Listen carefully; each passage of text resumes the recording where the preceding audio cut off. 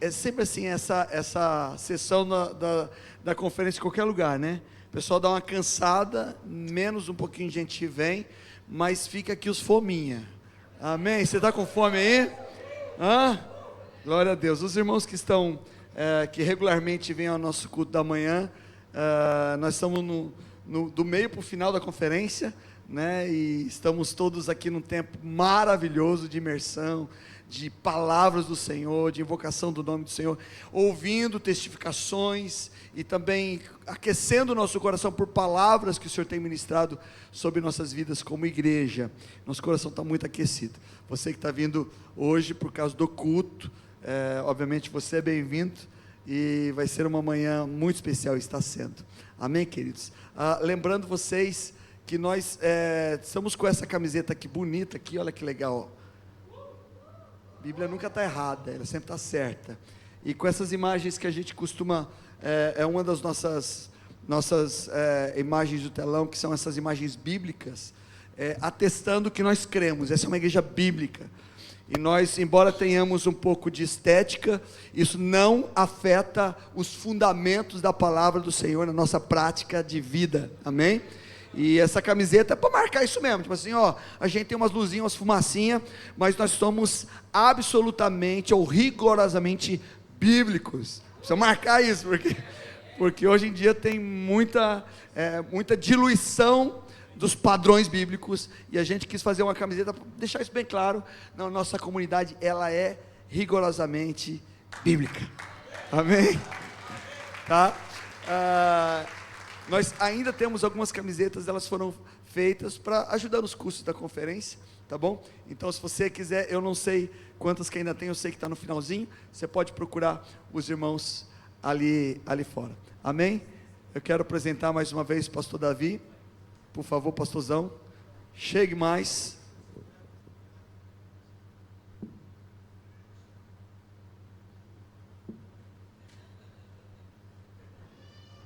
Não, tudo bem, pastorzão. O senhor que manda aqui.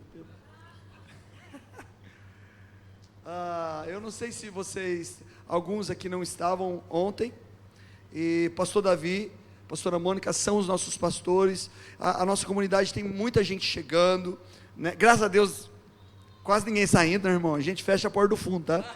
Você chegou aqui, você não tem para onde ir, irmão. Você fica. Como é que eu vou? Deu última. O senhor que me ensinou?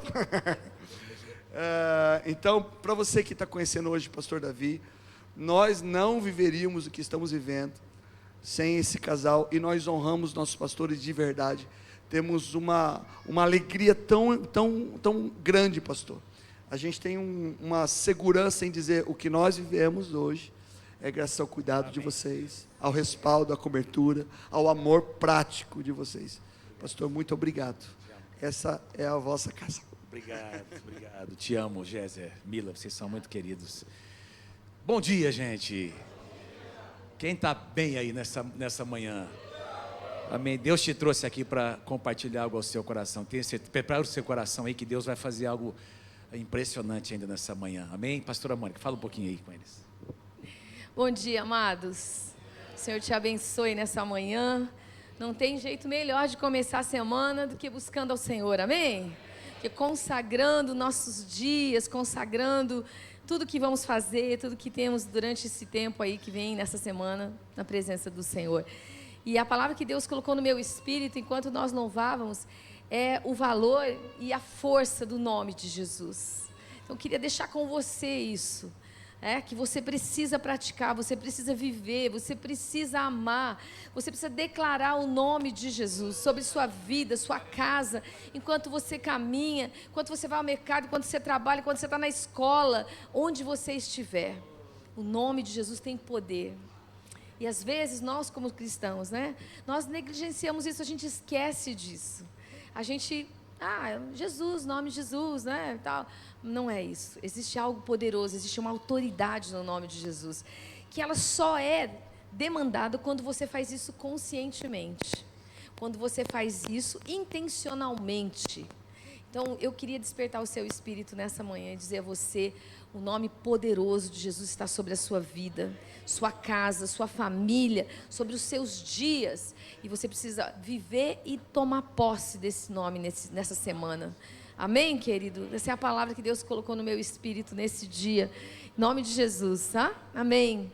A gente está muito feliz de estar compartilhando com vocês esses dias de conferência tão especiais, né? Tudo que aconteceu ontem, a ordenação dos pastores, a surpresa do final. Quem ficou com surpresa aqui no final? Quase que nós focamos com surpresa também, gente. Né?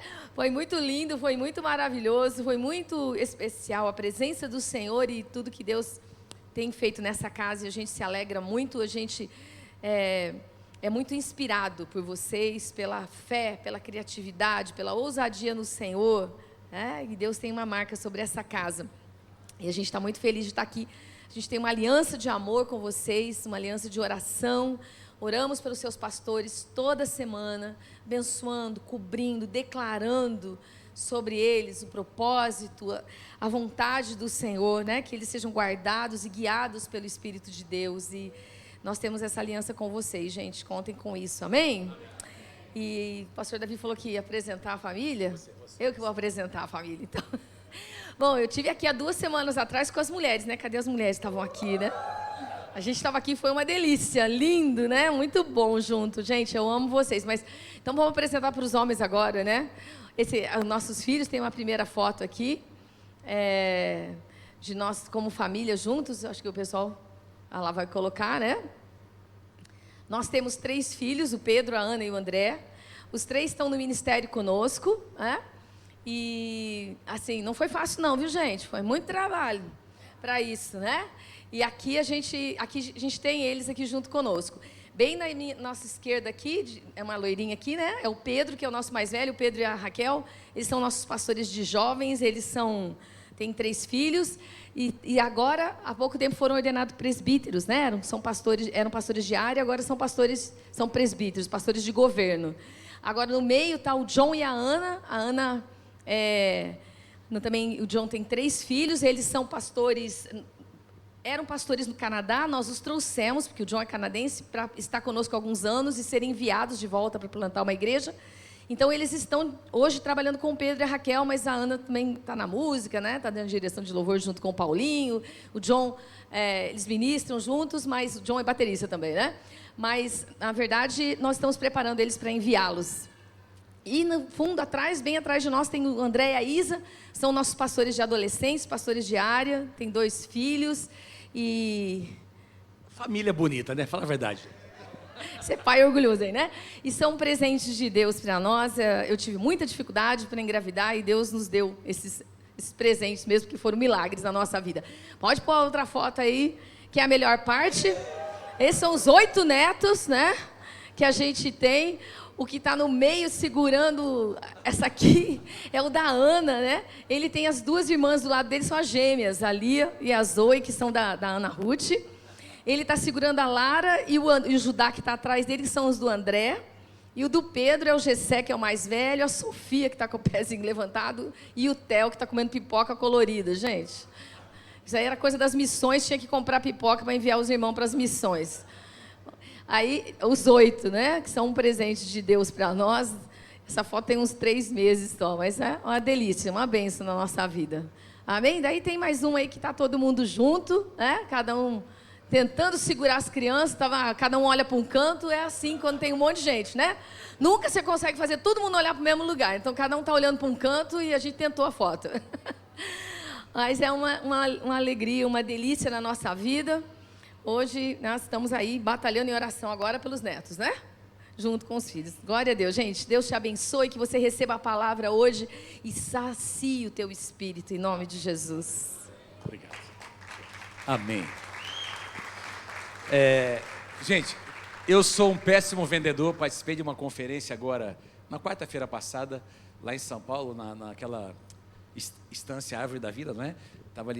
Tínhamos ali quase 500 pastores, escola do profeta, do pastor Hernani, e eu levei uma caixa de livros, e eu não esqueci de fazer a propaganda dos livros, não é? Eu realmente, eu trouxe a mesma caixa aqui para para São José. Estava no carro, não é? E aí a Mônica, eu estava saindo sem falar, a Mônica falou, você não vai mostrar os livros? Eu falei, é mesmo. Então, eu trouxe aqui, eu sei que vocês conhecem, nós já enviamos uma quantidade, mas nós trouxemos aí algumas, eu acho que deve ter uns 30, 35 livros aí, R$35. Nós trouxemos a maquininha lá da igreja, é para a nossa livraria da igreja. Você pode pagar em 6 vezes no cartão, tá bom? Tem a maquininha aí, ou no Pix, e esse material, ele vai abençoar muito a sua vida. Você tem, Fábio? Você tem esse livro?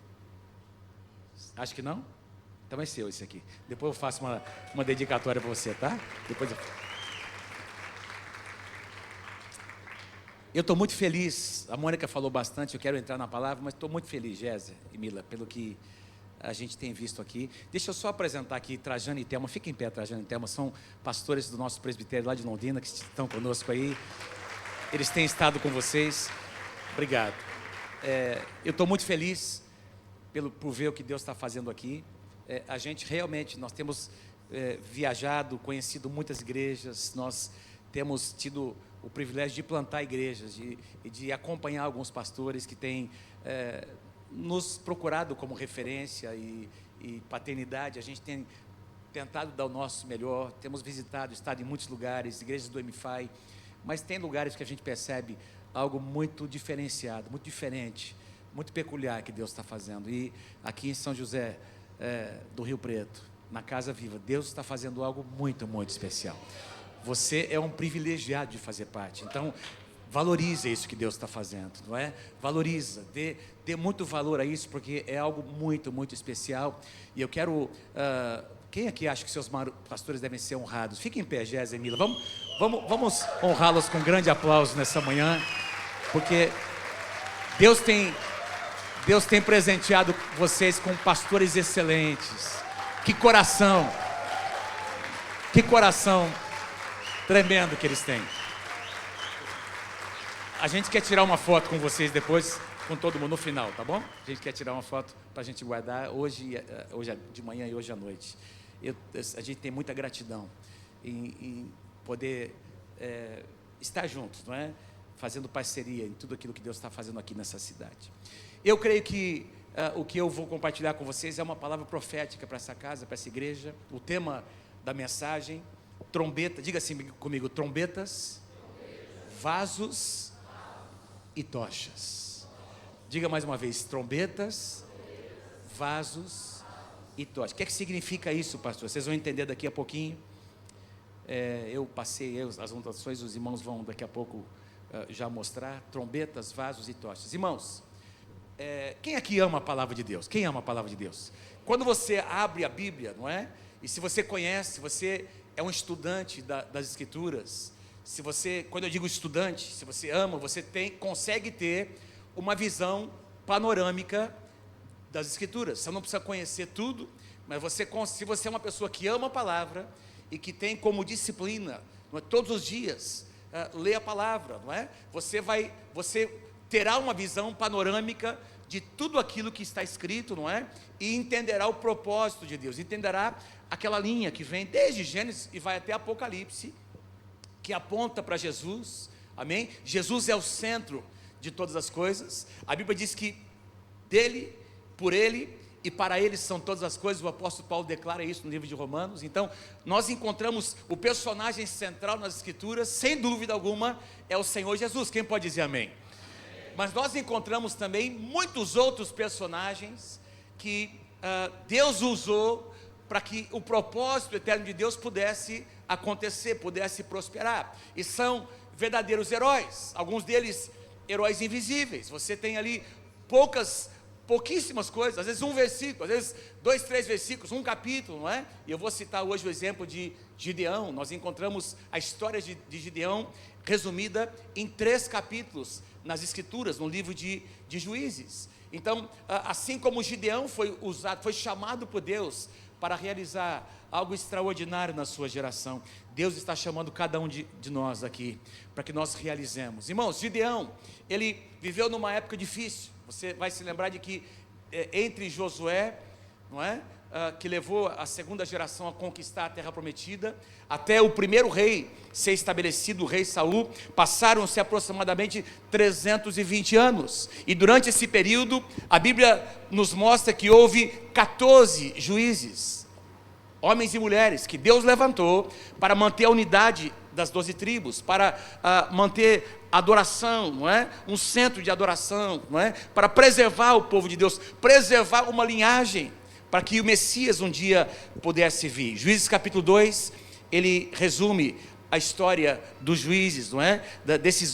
Desses personagens maravilhosos. Juízes capítulo 2, versículos 18 e 19, diz assim: sempre que o Senhor lhes levantava um juiz, Juízes 2, 18 e 19, sempre que o Senhor lhes levantava um juiz, ele estava com o juiz e o salvava das mãos dos seus inimigos. Diga assim comigo: enquanto o juiz vivia.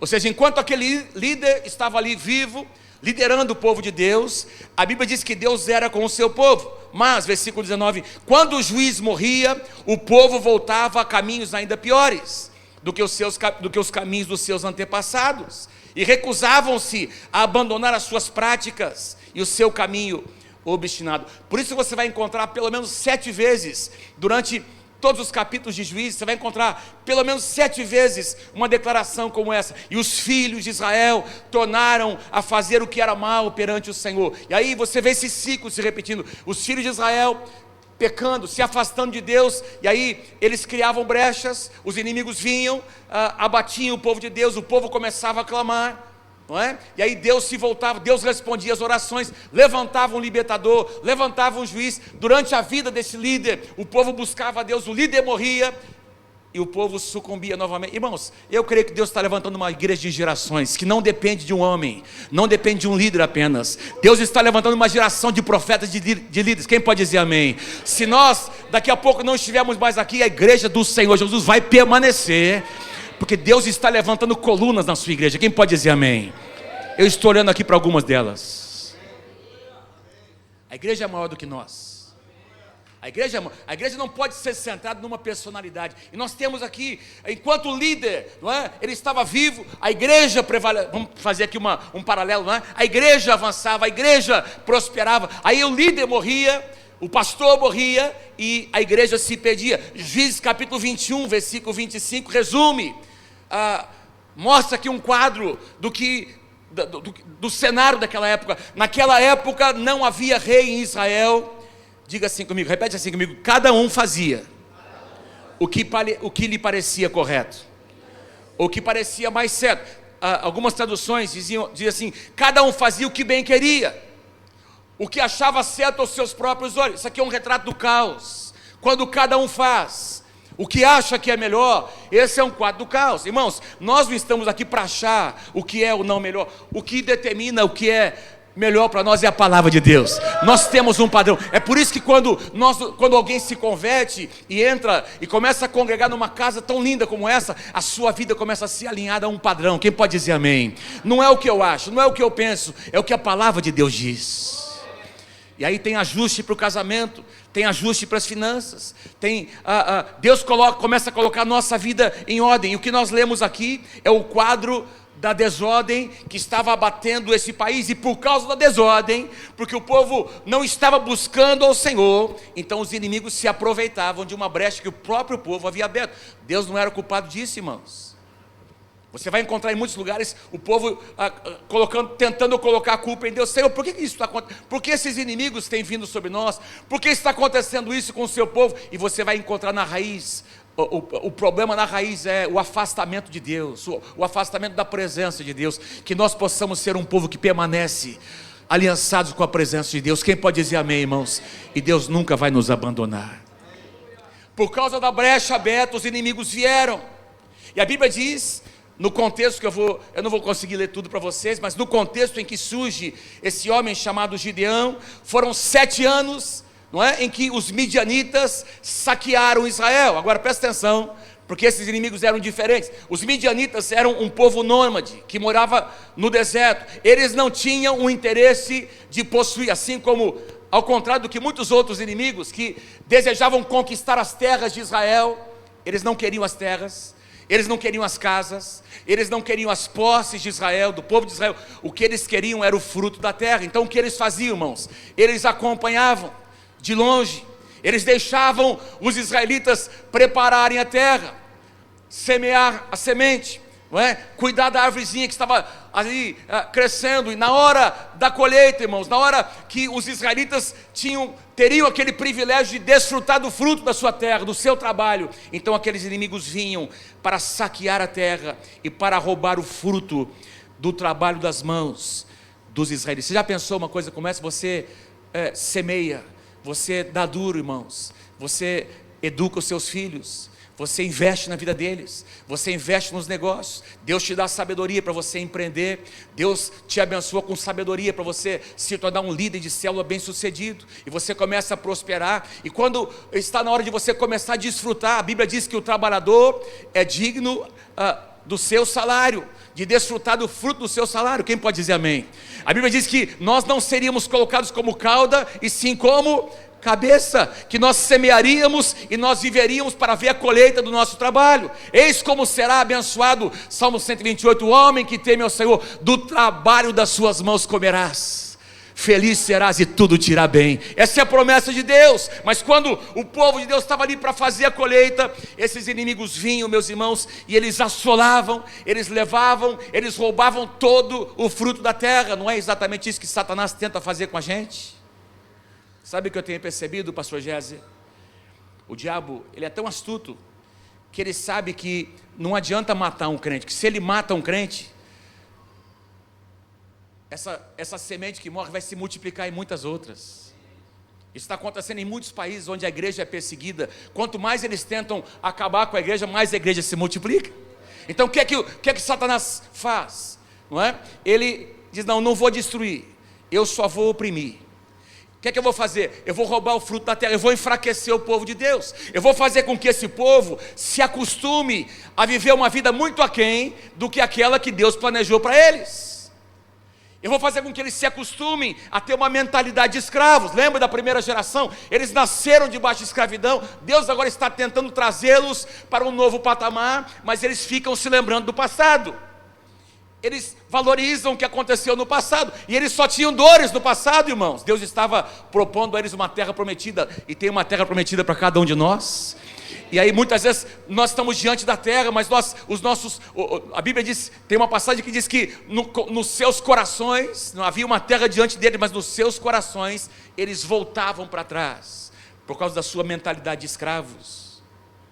E o diabo tenta fazer isso, não é? Roubar aquilo que com a graça de Deus nós conquistamos. Mas eu quero começar essa mensagem dizendo que ele não vai conseguir fazer isso, porque eu estou aqui diante de homens e mulheres de Deus que vão se levantar para dizer, Satanás, você não vai roubar o fruto da minha terra. Fala para alguém pertinho de você, você vai viver para desfrutar do fruto do seu trabalho. Na sua segunda carta aos Coríntios, Paulo diz para a igreja, capítulo 2, versículo 11, não sei se vocês têm aí o versículo, 2 Coríntios, capítulo 2, versículo 11, para que Satanás não alcance vantagem sobre nós. Paulo diz, porque nós não ignoramos os seus desígnios, nós não ignoramos as suas estratégias. Irmãos, existe uma agenda global hoje, que está tentando calar a voz da igreja, e nós não podemos ignorar os desígnios de Satanás. Acabou de ter uma eleição aqui para os conselhos tutelares no Brasil todo, e a igreja teve uma grande vitória. Lá em Londrina, nós elegemos na nossa igreja 2 conselheiros. O conselho de pastores se mobilizou, irmãos, e as notícias que chegaram é que mais de 70% dos conselheiros são cristãos, ou pessoas com princípios. Por quê? Porque a igreja está se levantando para dizer para Satanás, você não vai tocar no que é nosso. Nós não ignoramos as estratégias de Satanás, e nós percebemos que isso já repercutiu, irmãos. Tem gente que se sentiu muito abalada, dizendo, poxa, eles estão se levantando, e é isso mesmo, a igreja vai continuar se levantando, para seguir vitoriosa. Quem pode dizer amém? Aleluia. Os inimigos vieram para assolar, e Israel estava agora, a nação se acostumou a viver num estado de passividade, não é? E, irmãos, isso tem muita coisa que eu coloquei aqui, mas deixa eu avançar, não é? Para aquilo que eu quero compartilhar com vocês. Era algo tão impressionante. Se você estudar ali o livro de Juízes, onde conta a história de Gideão, você vai perceber que muitas famílias abandonaram suas casas, abandonaram suas propriedades para morar em cavernas, irmãos, para viver uma vida miserável. Estavam dominados pelo medo, vivendo em cavernas. E é nesse cenário de crise que Deus levanta um homem. Deixa eu dizer para você uma coisa: é na crise que os líderes aparecem, é na crise que os verdadeiros líderes fazem ouvir a sua voz. A voz de um líder, de um homem e de uma mulher de Deus se faz ouvir no meio da crise, porque enquanto todos estão desanimados, dizendo não vai dar, nós não vamos conseguir, Deus começa a levantar um homem de Deus aqui, uma mulher de Deus ali, para dizer: não, nós continuamos confiando no Senhor, Deus tem promessas sobre nós e elas vão se cumprir. Um dia, como outro qualquer, e foi assim que o Senhor encontrou esse homem chamado Gideão. Gideão está ali malhando o trigo dentro de um tanque chamado lagar, que era um lugar onde eles esmagavam as uvas. Era um lugar totalmente inapropriado, porque as pessoas malhavam o trigo num campo aberto, não é? Onde a palha era levada pelo vento e as sementes eram separadas. Mas está ali Gideão malhando o trigo dentro de um tanque, quem sabe olhando ao seu redor, não é? Porque os inimigos vinham para roubar a colheita, estava ali tentando localizar algum inimigo, malhando ali com medo, não é? Uma porçãozinha para sua família, para ter o que sobreviver, o que comer, apenas para aquele dia, irmãos. E de repente, Gideão ouve uma voz, Juízes capítulo 6, versículo 12, Juízes capítulo 6, versículo 12, então o anjo do Senhor apareceu a Gideão e lhe disse: o Senhor é contigo, homem valente. Eu quero que você faça um exercício comigo nessa manhã. Você vai dizer para alguém pertinho de você: o Senhor é contigo, homem, o Senhor é contigo, mulher valente. Aleluia. Aleluia. Irmãos, eu posso ver aqui figura, eu consigo enxergar aqui,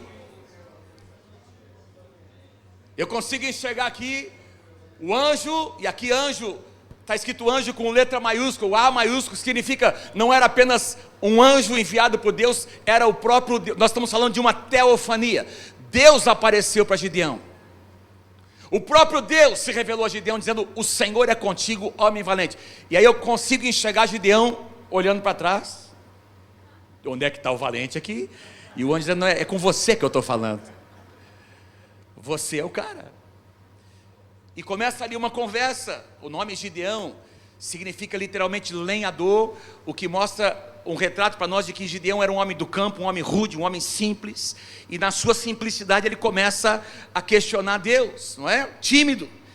Mas ele não consegue se enxergar, não é isso que eu quero compartilhar com vocês. A conversa demora algumas horas, porque Gideão, alguns dias na verdade, Gideão começa a colocar à prova o Senhor: se eu sou mesmo esse homem, então me dê esse sinal, me dê esse outro sinal. E Deus, respeitando, meus irmãos, a maturidade de Gideão, ele até deu a Gideão alguns sinais, conseguiu convencê-lo, meus irmãos, de que havia um chamado sobre a sua vida. Gideão teve que ter as suas próprias experiências. Você não pode viver das experiências de outras pessoas, você precisa ter as suas próprias experiências com o Senhor. Gideão provou a graça, provou ali quem Deus era, e Deus foi respondendo, porque Deus respeitava o estado de maturidade de Gideão. Me lembro quando a nossa igreja nasceu debaixo de um mover de cura, de libertação. Me lembro que o culto abençoado era um culto onde caía gente endemoniada, gente. Se o demônio não se manifestasse, não era culto abençoado. E nós, alguns estão me olhando assim: pastor, é verdade isso? É verdade.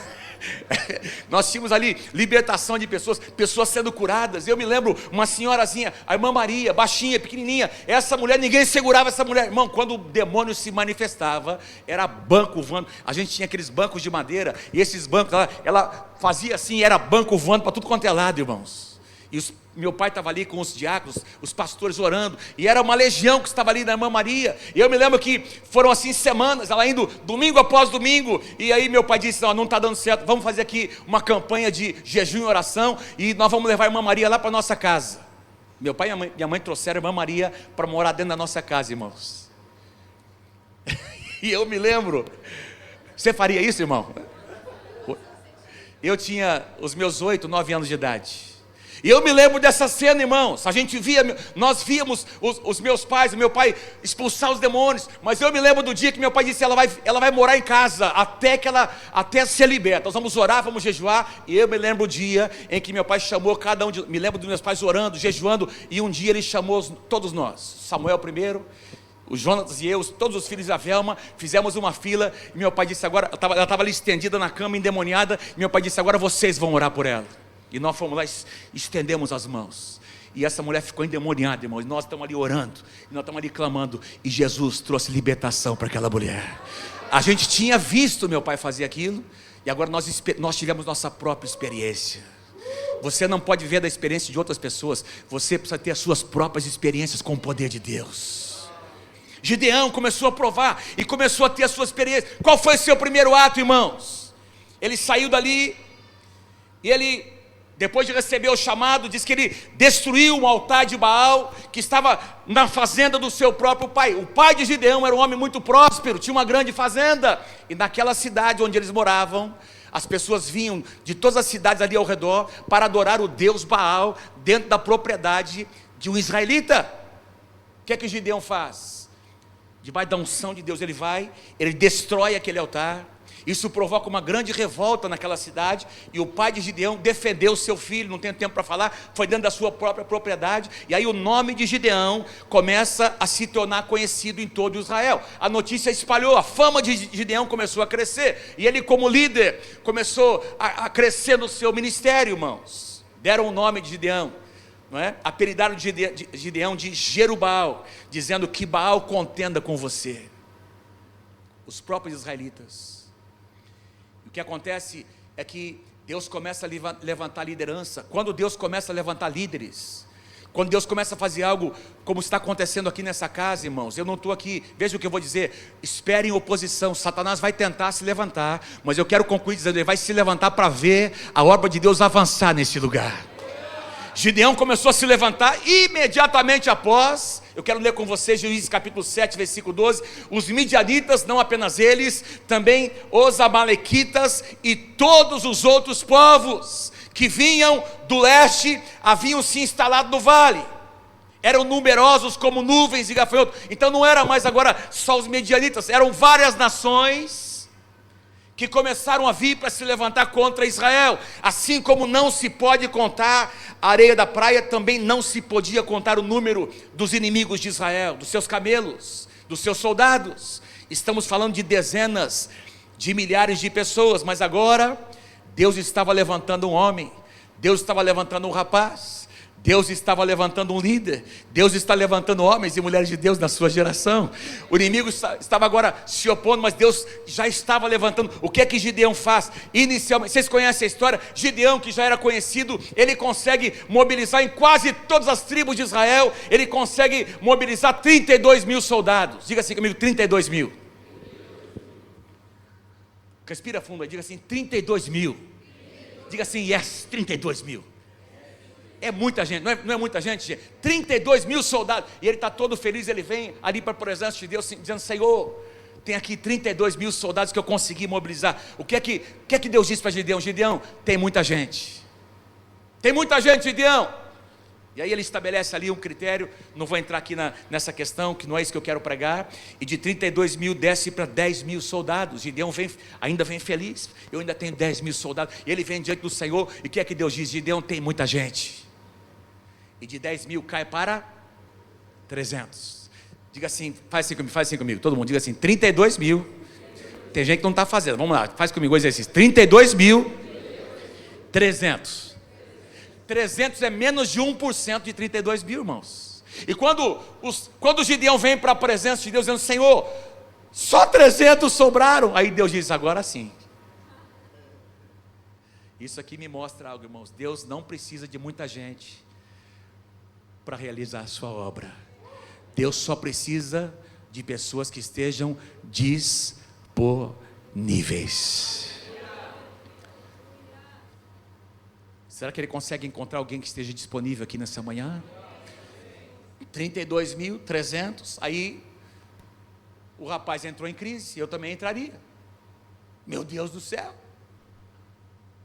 32 mil, eram 32, só tem 300. E aí Deus, conhecendo o coração de Gideão, que ele precisava ainda encontrar alguma prova, o que é que Deus diz? Deus toma iniciativa. Gideão nem pediu um sinal, ele estava ali temeroso no seu coração. O que é que Deus diz? Gideão, eu vou te dar um sinal, vai ali no arraial, tá? Tem essa multidão ali, dezenas de milhares reunidas no arraial ali no vale, eu quero que você vá com alguém, com algum soldado seu auxiliar, vai lá na extremidade do arraial dos inimigos. Você nem me pediu um sinal dessa vez, mas eu vou te dar um sinal. Vai lá ouvir o que eles estão dizendo sobre você e sobre Israel. E lá foi Gideão, e a Bíblia diz que ele chegou ali sorrateiramente, ali nas extremidades do arraial, daquelas dezenas de milhares de inimigos, não é? E ele começa a ouvir a conversa entre dois soldados. Quem se lembra do que ele ouviu? Diz que um dos soldados disse: olha, começa a conversar com seu amigo, cara, você não sabe, eu tive um sonho essa noite. E o amigo diz: mas o que você viu? Eu estou perturbado com esse sonho. Eu vi aqui descendo, lembra que Gideão está lá em cima com os 300, estão na colina, e tem aqui nesse vale dezenas de milhares de soldados inimigos. Gideão desce ali no pé ali no vale, não é? E ele começa a ouvir essa conversa, e um deles diz: olha, eu tive um sonho, eu vi como que um pão de cevada descendo dessas montanhas, um grande pão de cevada descendo, e esse pão vinha rolando, e ele veio sobre o nosso acampamento e destruiu todo o nosso acampamento. E o outro rapaz, amigo dele, disse: certamente o Senhor Deus de Israel é maior do que os nossos deuses. O Deus de Israel está dando vitória para o seu servo Gideão. Gideão ouviu o seu próprio inimigo falando sobre a sua liderança. Irmãos, é verdade ou não é que muitas vezes Deus usa até pessoas que nós nem esperávamos? Deus usa até pessoas que nem são convertidas, às vezes para mostrar para a gente que a gente deve olhar para o Senhor. Quem pode dizer amém? Não é? Alguns de vocês aqui, quem sabe, nós já tivemos alguma experiência lá na nossa igreja de irmãos que vieram confessar depois: pastor, eu estava no lugar errado. Eu tinha pregado para um amigo meu, e eu fui no lugar errado, e eu encontrei aquela pessoa que disse para mim: o que é que você está fazendo aqui, homem de Deus? Você não pregou a palavra para mim? O que você está fazendo aqui? Quem está entendendo o que Deus está dizendo? Gideão ouviu, era tudo o que Gideão precisava ouvir. E agora eu chego no ponto que eu queria falar com vocês. Ele volta cheio de fé, e ele reúne aqueles 300 soldados em 3 companhias de 100. Ele coloca alguém para liderar cada uma dessas companhias. Gideão lidera uma das companhias de 100, e diz aqui em Juízes capítulo 7, vocês conseguiram colocar aí a dotação que eu passei, pode pegar qualquer tradução, Juízes capítulo 7, versículos 19 e 20, Juízes 7, 19 e 20, eu vou ler para vocês, diz assim: Gideão e os 100 homens que o acompanhavam, lembra que são 3 companhias de 100, Gideão e os 100 homens que o acompanhavam chegaram aos postos avançados do acampamento pouco depois da meia-noite, assim que foram trocadas as sentinelas.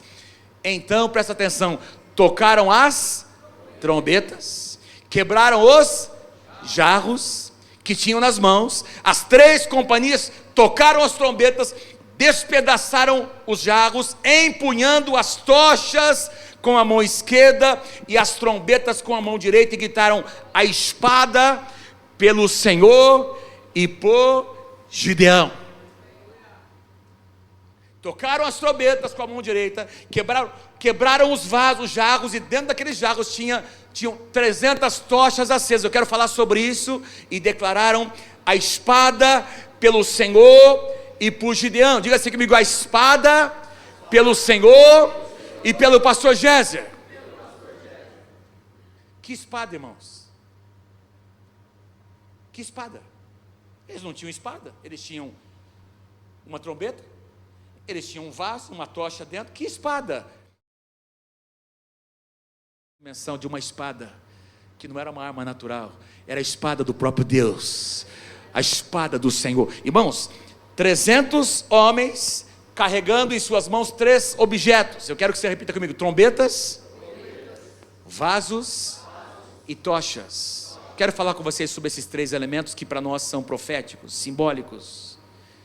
Deixa eu falar com vocês primeiro sobre as trombetas. Ontem, enquanto nós estávamos aqui ministrando, tinha alguém tocando um chofar aqui. Está aqui, tá por aí o chofar? Tem alguém que consegue tocar aí para mim, por favor? Tá por aí. Se não tiver, se vocês conseguirem, está guardado em algum lugar? Oi? Não trouxe. De noite você traz? Beleza? Então, vou pedir para você trazer. Aí de noite a gente vai fazer um exercício aqui, tá bom? Diga assim comigo, trombetas. Qual é a simbologia das trombetas para nós? Irmãos, naquela época as trombetas eram feitas como essa que nós temos aqui, não é, desse irmão? Está aí? É isso aqui. Eram feitas de chifre de carneiro, que nós conhecemos como chofar. Então algumas eram feitas de prata, batida, não é? E o som dessas trombetas que bacana isso aí, depois você me dá esse slide para mim, tá? Pastor David Souza, trombeta, beleza. Vocês me passam depois, se eu for ministrar em algum lugar, eu uso esse slide aqui, tá bom? Tá muito bacana. Essas trombetas, irmãos, elas tinham uma variedade de tamanhos, e elas emitiam sons diferentes, não é? Então, para cada ocasião, era um tipo de trombeta e um tipo de som que era emitido. Então, qual que é a aplicação espiritual para nós? A trombeta na Bíblia é uma figura da voz profética de Deus na igreja. Vou repetir, a trombeta na Bíblia é uma figura espiritualmente falando da voz profética que vem sobre a igreja. Irmãos, a Bíblia diz: quem tem ouvidos, ouça. E eu posso ouvir aqui nessa casa um som de trombeta que está sendo tocado, convocando o povo de Deus para tocar uma cidade, para alcançar uma cidade, para ser uma voz de cura para uma cidade. Declare pelas ruas o que nós cantamos, o nome do Senhor Jesus. Sobre as circunstâncias, sobre as famílias, Ele vai o quê? Trazer. Quem crê que Ele vai trazer a sua luz sobre as nossas famílias, diga amém, em nome de Jesus. Então o som da trombeta representava um som profético, representa para nós um som que Deus deseja trazer sobre a igreja. Estou falando sobre igrejas locais, como a Casa Viva. Eu não falo apenas, irmãos, de um som que de vez em quando se ouve, quando alguém de vez em quando busca a presença de Deus. Eu estou falando sobre uma cultura de adoração na igreja, uma cultura de rendição na igreja, cultura de altar, meus irmãos, que atrai a voz, que atrai a presença de Deus. E vocês são uma igreja que tem uma cultura de atrair a presença de Deus. No Antigo Testamento nós encontramos as trombetas sendo usadas em diversas e diferentes situações. Por exemplo, eu vou dar aqui alguns exemplos. Quando havia uma convocação lá no deserto para que as 12 tribos se reunissem para ouvir a palavra, ou para alguma orientação de Moisés, então era um tipo de toque, era um tipo de trombeta, e todos sabiam que a palavra de Deus, a lei, seria lida. Havia um outro tipo de trombeta que anunciava um novo rei em Israel. Sempre que um rei subia ao trono, essas trombetas eram tocadas, porque muita gente não conseguia vir para Jerusalém, e o som das trombetas ia sendo repicado e até as extremidades de Israel. Quando aquele toque era ouvido, todo mundo sabia que um novo rei havia subido ao trono. Diante de um perigo eminente, tinha ali as torres de vigia, por exemplo, em Jerusalém. Quando os inimigos se aproximavam, um som era emitido para mostrar, para dizer que os inimigos estavam vindo ali para lutar contra Israel. Em ocasiões especiais, como em santas convocações, nas festas, irmãos, as trombetas eram um elemento tão importante que tinha uma festa em Israel chamada a festa das trombetas, que anunciava o dia da expiação, que aponta para a morte do Senhor Jesus. Mas as trombetas eram muito utilizadas e com mais frequência em tempos de guerra. Então havia o toque para avançar, havia o toque para recolher. Vocês se lembram que quando Israel está rodeando ali a cidade de Jericó 7 dias, no 7º dia 7 vezes, a Bíblia diz que à frente da Arca da Aliança tinha o que? Diga assim comigo, 7 sacerdotes empunhando 7 trombetas. E a Bíblia diz que o que determinou, meus irmãos, o clamor do povo antes das muralhas caírem foi o toque das trombetas. E Josué disse: não façam nada até que as trombetas sejam tocadas. O som profético, o som que vem do céu, que determina o compasso da igreja, determina o que nós devemos ou não fazer. Amém? Quando a nuvem, por exemplo, vocês se lembram que a nuvem, a Bíblia diz que ela determinava o ritmo, irmãos. De repente a nuvem começava a caminhar, eles tinham que levantar acampamentos, irmãos, e começavam a caminhar. De repente a nuvem parava. Quando a nuvem começava a caminhar, havia um toque de trombeta para dizer: é hora de avançar. Quem aqui está comigo para dizer: é Deus quem determina o compasso da igreja? Quantos entendem o que Deus está dizendo, irmãos? Um toque de trombeta é o som profético. No Novo Testamento nós encontramos as trombetas como um elemento profético. Por exemplo, em Apocalipse diz que a voz de Deus é como o som de uma trombeta. A voz de Deus é como o som de uma trombeta. Diz lá em Apocalipse que tem 7 anjos ali diante do Senhor tocando 7 trombetas. O apóstolo Paulo, quando fala sobre a volta do Senhor Jesus, a segunda vinda, 1 Coríntios capítulo 15, ele diz que a primeira coisa será a voz de Deus, e depois o toque da última trombeta. Eu vou ouvir esse toque. Eu vou ouvir. Quem vai ouvir o toque da última trombeta? E ao toque dessa trombeta, a Bíblia diz que Jesus virá nos ares para se encontrar com a sua igreja. Eu e você estaremos lá. Quem pode dar um aplauso a Jesus? A trombeta vai tocar, nós ouviremos o som da trombeta. Pastor, o que é que isso tem a ver comigo, com você agora, nesses dias aqui que nós estamos vivendo, irmãos? Em 1 Coríntios 14, 8, Paulo diz assim, que se o toque da trombeta não emitir um som claro, quem vai se preparar para a batalha? Na igreja, existe um som que já está soando. Por isso que a voz do pastor, que traz a visão para a igreja, é como o som de uma trombeta, que diz: é para lá que nós vamos. E quando existe unidade na liderança, todo mundo diz: nós estamos ouvindo a voz dos nossos pastores, é para lá que nós vamos. O som é um som que não é incerto, irmãos. Mas eu quero ir além. Eu quero dizer para você nessa manhã, em nome de Jesus, que cada um de vocês é como uma trombeta. Cada um de vocês é como, profeticamente falando, é como uma trombeta que deve soar um som, tocar um som, que vai trazer libertação, trazer mudanças no contexto em que você vive. Quando você ouve uma má notícia, quando você ouve uma declaração que não está de acordo com a palavra, recebe um diagnóstico, quando você enfrenta uma adversidade, quando você enfrenta uma circunstância que está ali tentando abater o seu coração, quando você percebe que algum gigante na sua alma tenta se levantar, é hora de você pegar a sua trombeta e tocar o som profético que diz: eu continuo confiando no meu Deus. Sabe o que nós temos feito lá em casa, eu e a pastora Mônica? Isso é o que a Mônica, eu tenho aprendido com ela, porque a Mônica é uma mulher de oração.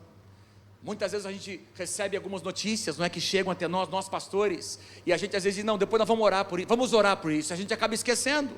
Mas o que nós temos praticado, pastor Géser, pastora Mila, a gente às vezes está no carro, alguém telefona, a gente recebe uma notícia, nós paramos o carro, a gente para tudo que a gente está fazendo, e a gente toca a trombeta dizendo: Senhor, Tu és o Senhor dessa situação. Eu declaro que vai mudar em nome de Jesus. Eu declaro Jeová Rafá trazendo cura sobre essa enfermidade. Eu declaro que o espírito de morte vai ter que sair em nome de Jesus e a vida vai brotar. Então, quando você se posiciona, irmãos, nós vivemos numa geração de homens fracos. Nós vivemos numa geração que tem enfraquecido não é a identidade dos homens, mas dentro da casa do Senhor, Deus está levantando uma geração de homens que estão assumindo o seu lugar, estão tocando a trombeta da sua casa para dizer: aqui nessa casa, essa casa é domínio do Senhor Jesus, e Satanás não vai tocar. Me lembro de um homem chamado Samar. Quem se lembra de Samar? Um dos valentes de Davi. A Bíblia diz, irmãos, que quando os inimigos vieram para assaltar e para destruir muitos campos, não é, que estavam ali dos israelitas, e tomar aquelas casas, um homem chamado Samar tinha uma pequena fazenda com um campo de lentilhas, e a Bíblia diz que ele se posicionou no seu campo para dizer para os seus inimigos: aqui vocês não vão tocar, porque esse território pertence ao Senhor. Deus está levantando homens que vão se levantar na sua casa para dizer: Satanás, aqui você não vai tocar. Você não vai tocar na minha esposa, você não vai tocar nos meus filhos. Nós temos aconselhado alguns pais. Recentemente atendemos um dos nossos supervisores. O filho está numa crise de identidade, achando que não é homem, se questionando, irmãos. a sua própria identidade. E nós oramos com esse casal, nós dissemos, ó, vocês precisam se posicionar. Primeiro, um acordo entre vocês dois. Tem alguma coisa para consertar? Tem algo para pedir perdão para o seu filho? Então faça isso, mas se posicione, porque você como homem tem autoridade sobre a tua casa. Toca a sua trombeta. Toca a sua trombeta. Toca a sua trombeta.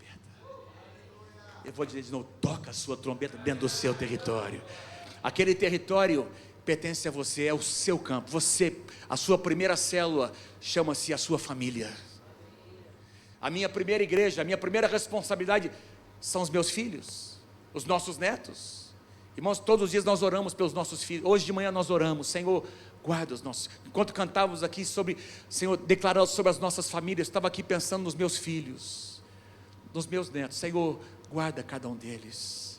Satanás, aqui não, aqui você não vai tocar. Quem recebe, diga amém em nome de Jesus. Diga assim, trombetas. O segundo elemento, tochas.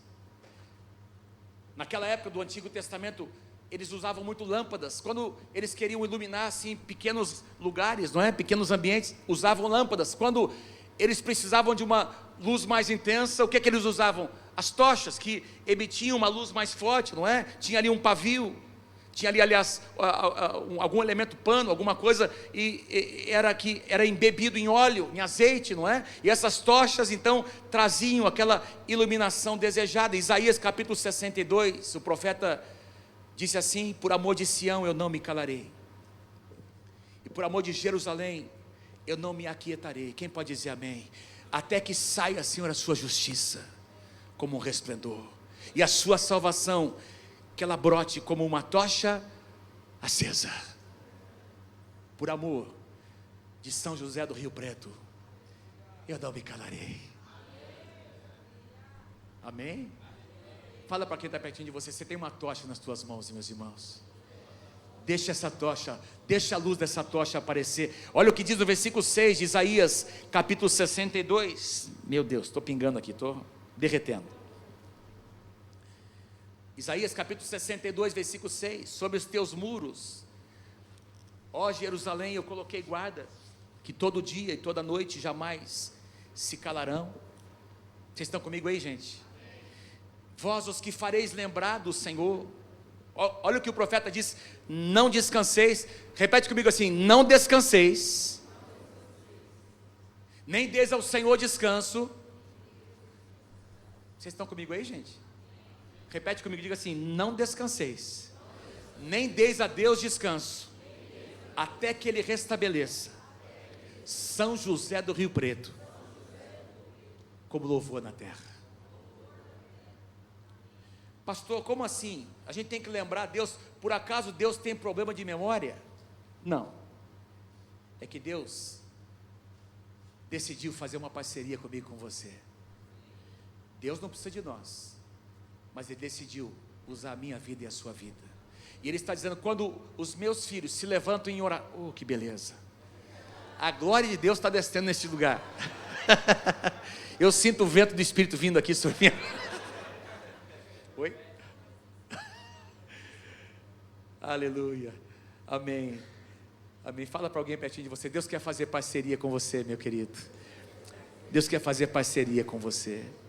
Deus não precisa de mim e de você. Quem sabe disso? Quem concorda comigo, diga amém. Deus não precisa de mim e de você, mas Deus decidiu fazer parceria comigo e com você. Então, Deus deseja ser lembrado das suas promessas. Seja como uma tocha que está acesa, iluminando, não é? Trazendo luz no meio das trevas. Sim, irmãos, nós estamos acostumados a dizer e a ver as trevas se intensificando, mas a minha Bíblia diz que na medida em que as trevas se tornarem mais intensas, a luz de Deus vai brilhar cada vez mais. No meio de uma geração pervertida, degradada, Deus vai levantar um povo santo, que vai fazer ouvir a sua voz. 300 tochas, dentro de 300 vasos. E eu quero concluir falando sobre os vasos, não é? Porque essas tochas só apareceram quando aqueles vasos foram despedaçados. As 300 companhias, Juízes 7:20, as 300 companhias tocaram as trombetas e despedaçaram os jarros, os vasos, empunhando as tochas com a mão esquerda. e as trombetas com a direita. Eu não sei como eram esses vasos, talvez com algum tipo de alça. Eles quebraram, segurando aqui as trombetas da sua mão direita, eles quebraram aquelas tochas, e quando eles quebraram 300 vasos, as 300 tochas apareceram. O que Deus está dizendo para mim e para você, queridos? Somente quando vasos são quebrados, as tochas aparecem. A Bíblia nos diz que eu e você somos como vasos, e nós carregamos dentro de nós um tesouro. Quem pode dizer amém? Que coisa maravilhosa. Aí as trombetas, não é?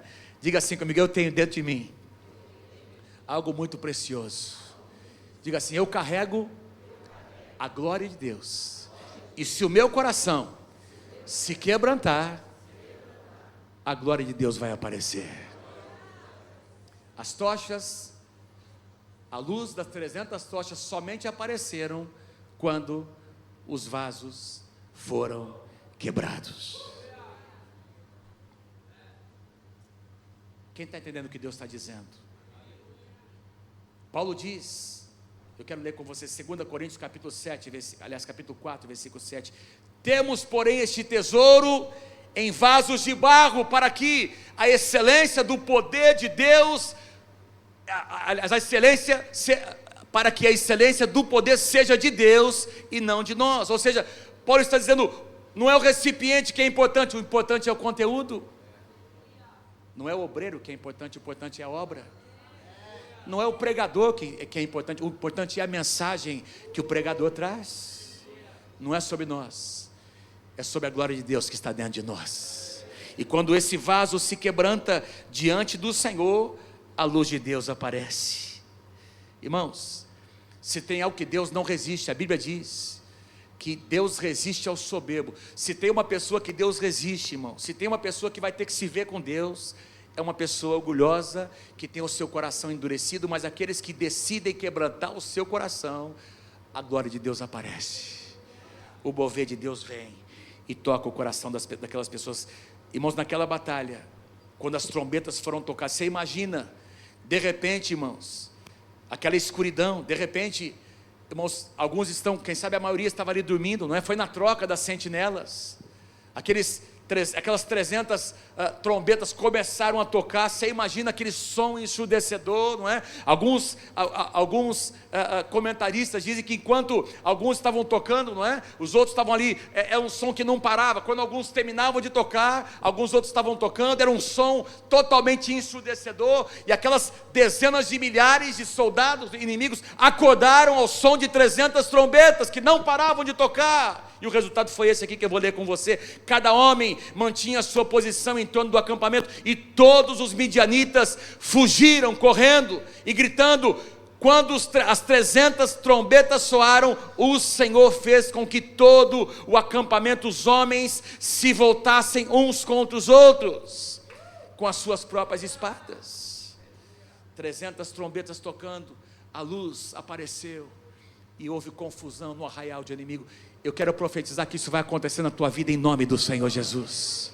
Se você se levantar para tocar a sua trombeta, se você quebrantar o seu coração, eu coloquei aqui, irmãos, um resumo da palavra. Você colocou as 3, conseguiu colocar as 3 frases? Põe para mim lá o último slide, por favor. Repete assim comigo: a trombeta precisa ser tocada, o vaso precisa ser quebrado, a chama precisa estar acesa. Você conseguiu, meu querido, colocar o último slide? Não conseguiu? Então diga assim comigo, igreja, diga assim comigo: a trombeta precisa ser tocada, o vaso precisa ser quebrado, a chama precisa estar acesa. 3 elementos proféticos que Deus tem trazido para nós nessa manhã. Você tem uma trombeta nas suas mãos, você é o próprio vaso que precisa se quebrantar para que a glória de Deus apareça. Quem recebe essa palavra, diga bem, em nome de Jesus. Fique em pé comigo nessa manhã. Aleluia.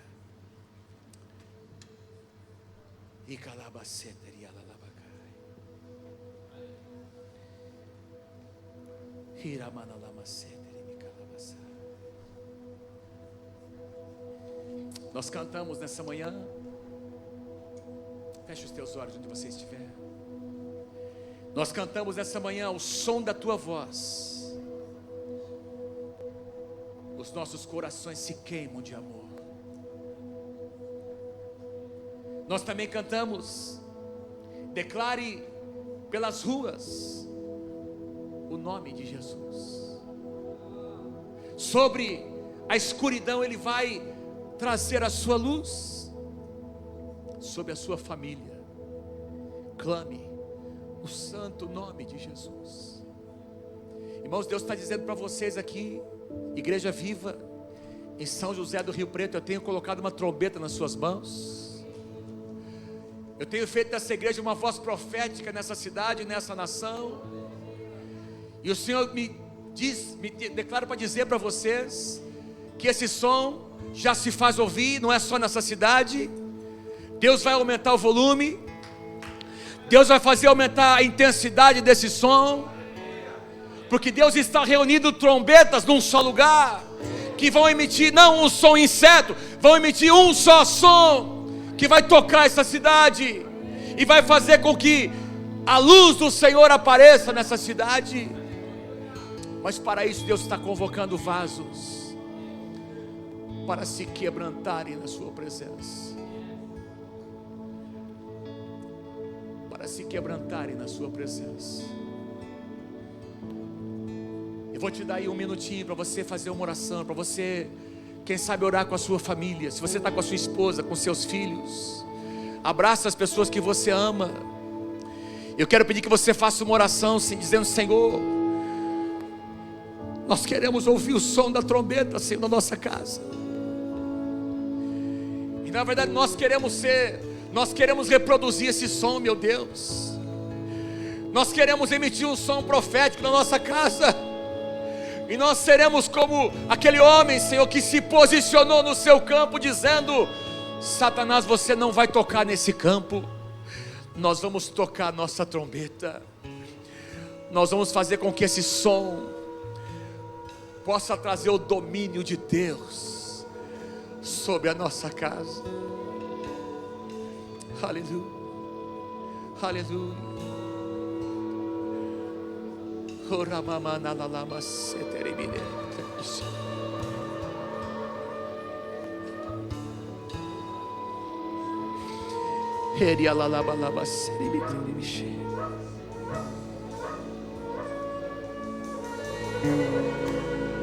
Permanece orando, permanece orando.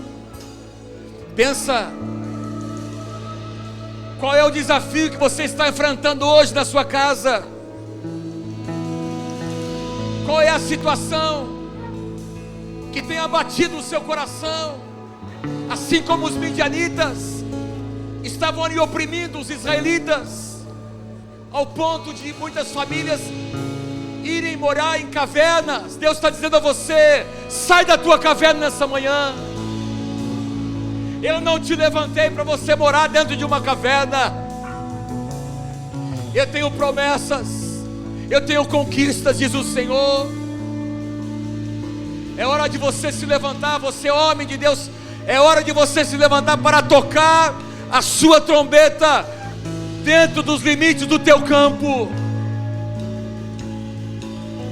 É hora de você emitir um som profético que vai dizer: Satanás, você não vai tocar na minha casa. Satanás, eu não serei vencido pelo medo. Satanás, eu não aceitarei as suas imposições. Toca a tua trombeta, meu irmão. Toca a tua trombeta, minha irmã. Aleluia. Deixa Deus quebrantar esse vaso. Deixa Deus quebrantar esse vaso, para que a luz da glória de Deus apareça. A luz não pode aparecer se o vaso não for quebrado diante do Senhor. Senhor, quebranta o nosso coração. Senhor, quebranta o nosso coração, Senhor. O que Tu queres nos ensinar, meu Deus? Senhor, nós estamos aqui para aprender, Senhor. Se algo não está acontecendo como nós desejávamos. Deus não é culpado, Senhor. Nós queremos discernir as nossas próprias faltas. Nós queremos discernir as brechas que foram abertas. E nós queremos nos posicionar, meu Deus. Porque se o vaso não for quebrado, a luz não vai aparecer. Quebrantamos nosso coração diante de Ti. Quebrantamos nosso coração diante de Ti, Senhor. Faz a Tua luz aparecer, Senhor. Em nome de Jesus. Em nome de Jesus. Em nome de Jesus. Pelas ruas, em nome de Jesus. Sobre a escuridão Ele vai trazer a sua luz. Sobre minha família, clamo o santo nome Jesus.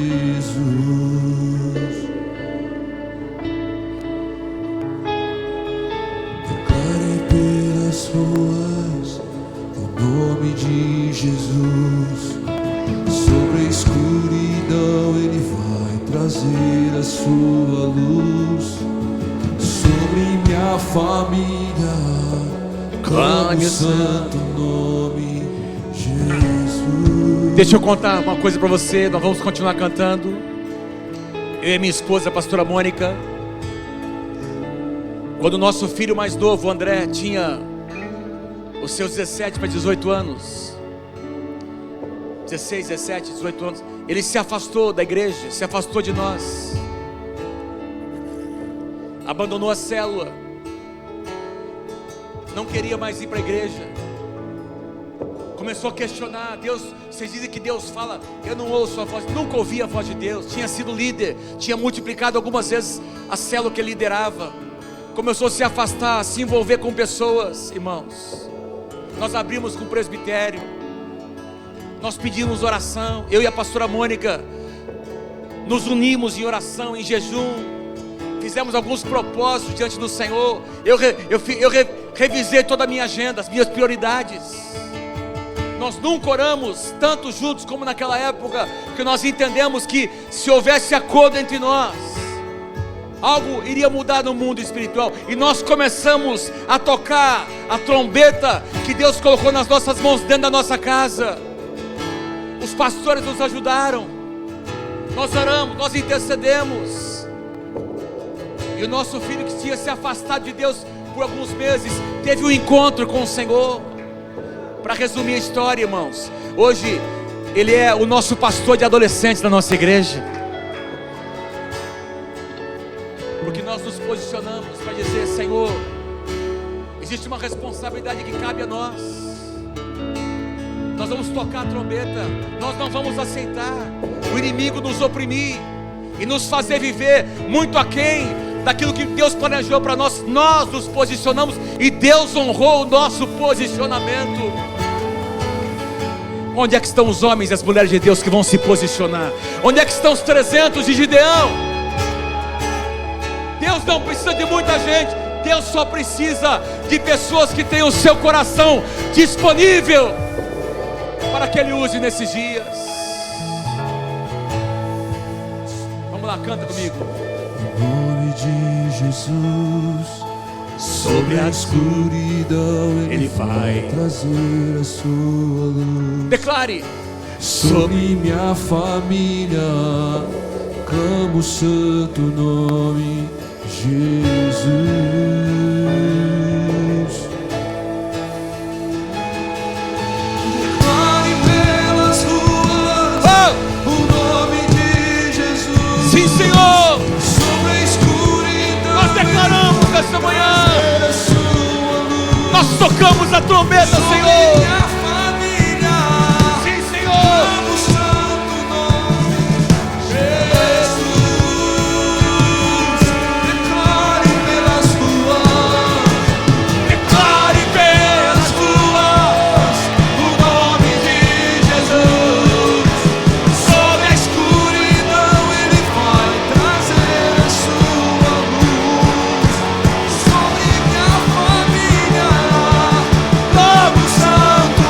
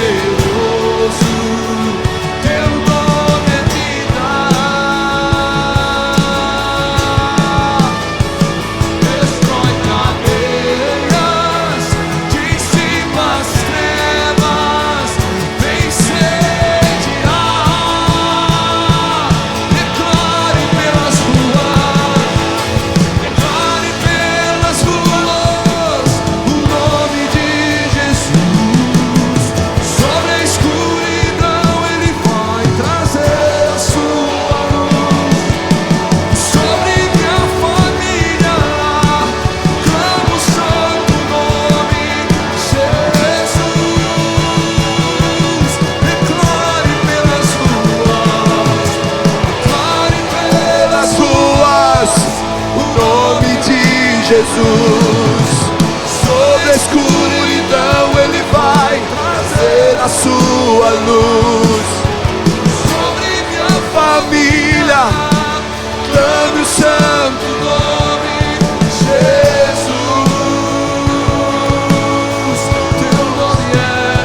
Teu nome é cura, és poderoso. Teu nome é vida. Destrói cadeias, dissipa as trevas, vencer.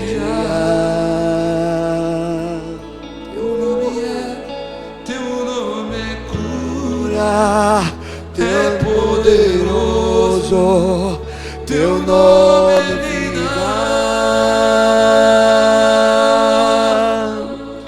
Destrói cadeias, dissipa as trevas, incendiar.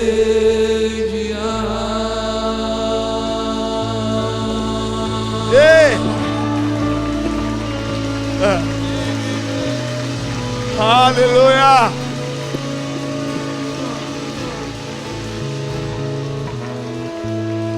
Esse é o tempo das trombetas, das tochas, dos vasos. Amém? Sobre nossas famílias, sobre nossas esferas, sobre o lugar onde o Senhor tem nos colocado, nós vamos tocar trombetas. Nós vamos pegar as nossas tochas, nós vamos quebrantar nossos corações, quebrar nossos vasos, amém? Não há mais tempo para resistir ao comando do Senhor. Há vitórias diante de nós, amém? Uma das coisas que eu ouvi do Senhor, e eu reparti com Mila agora, enquanto o pastor estava fazendo essas últimas liberações e decretos aqui, um espírito de ousadia como de uma leoa, e eu liberei isso sobre a minha esposa. E você sabe que o perfil da Mila é um pouco diferente do meu, e ela é uma advogada trabalhista, e eu falei assim: olha, o Senhor vai juntar outros juristas dessa casa, e vocês vão ser como leões nesse tempo, e o Senhor vai dar sabedoria, porque vai chegar um tempo que nós vamos ter batalhas jurídicas. E nós oramos juntos ali, para o Senhor levantar esses homens e mulheres, juristas dessa casa, para serem cheios do espírito de sabedoria, sobre os tempos que virão. Eu não sei se está chegando agora, vai demorar muito, mas é um tempo de nós termos valentia, ousadia, levantar nossas trombetas, levantar as tochas e quebrar os vasos, amém? Seja um valente pela sua casa, seja um valente pelo que o Senhor está fazendo na tua família, em nome de Jesus.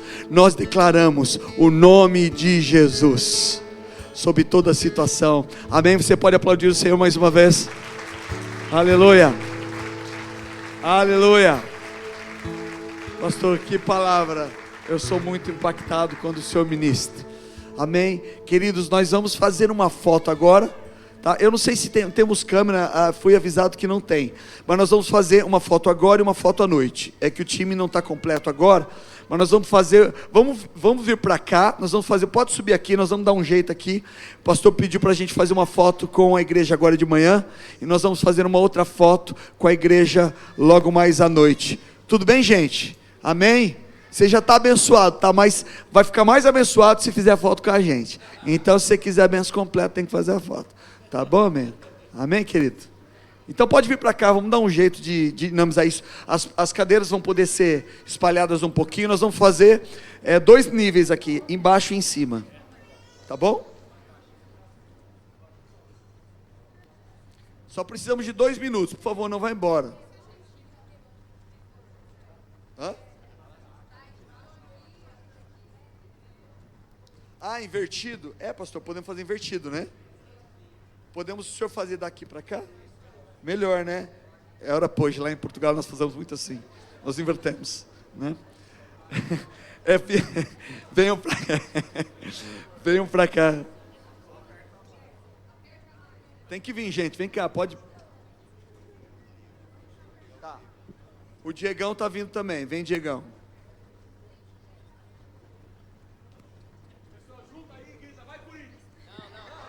Tem que ter o Vai Corinthians, senão não tem a mesma unção. Pode vir mais, pode vir mais. Sempre que eu falo isso, o pessoal dá risada. Pode vir, pode vir. Amém? Hã? O senhor quer uma selfie? O senhor pode fazer, ó. O senhor pode fazer uma selfie e depois ele tira de todo mundo. Pode ser? Ele tira? O senhor faz a sua selfie. Eu vou fazer uma selfie primeiro, tá bom? Isso, e depois... Na minha selfie, vocês gritam Vai Corinthians. A Mônica disse que não. A minha mulher não. Nem a minha esposa tá comigo. A Aline tá atrás. A gente abaixa. Quem tiver na frente, você dá só uma... Não era a hora certa pra baixar.